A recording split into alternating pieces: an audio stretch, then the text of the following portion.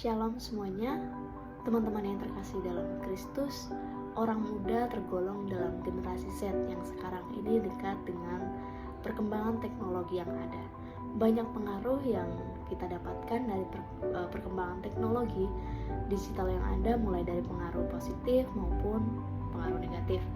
Pengaruh positif yang akan kita terima adalah seperti akses informasi yang mudah, kemudian konektivitas, kemudian mengekspresikan diri kita lewat media platform yang ada dalam media digital. Nah, dari banyaknya hal positif yang akan kita dapat dari media sosial dan teknologi yang berkembang ini, tak kalah banyak juga hal-hal negatif yang akan kita arungi bersama dengan hal-hal positif.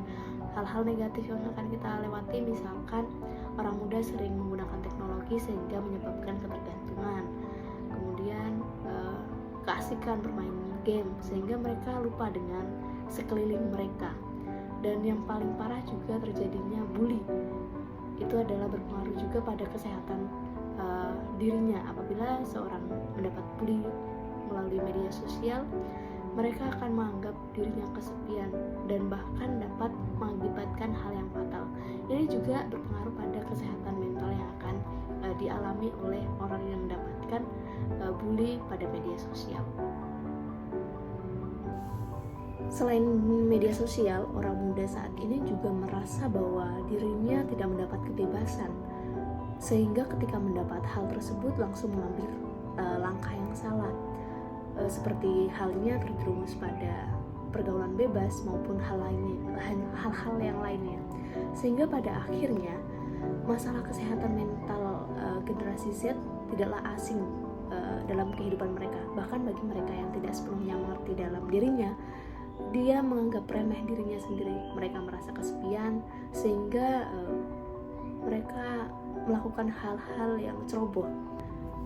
Oke, baik teman-teman, dalam seri gereja nomor 106 pada dokumen Gaudete et Exsultate Art 135 menyatakan, Allah adalah kebaruan abadi. Ia mendorong kita agar senantiasa memulai lagi, bergerak melampaui segala apa yang sudah kita ketahui ke pinggiran-pinggiran dan perbatasan-perbatasan. Dia menuntun kita kemana ada umat manusia yang paling terluka, di mana manusia di balik penampilan superficial dan konformis terus mencapai jawaban dari pertanyaan akan makna kehidupan. Nah, di sini teman-teman, artinya adalah Allah selalu beserta kita. Jadi kita tidak menganggap bahwa Allah itu mengghosting kita.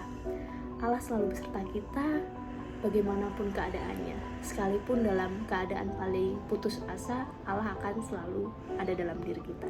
Seringkali orang muda merasa cukup dekat dengannya ketika meminta sesuatu, namun ketika sesuatu yang diharapkan tidak dikabulkan, ia merasa bahwa Allah tidak selalu bersamanya. Nah, mungkin itu tadi yang dikatakan oleh anak-anak zaman sekarang, bahwa dia ada dalam ghostingan dari Yesus, bahwa Yesus meninggalkan dia saat sayang-sayangnya begitu.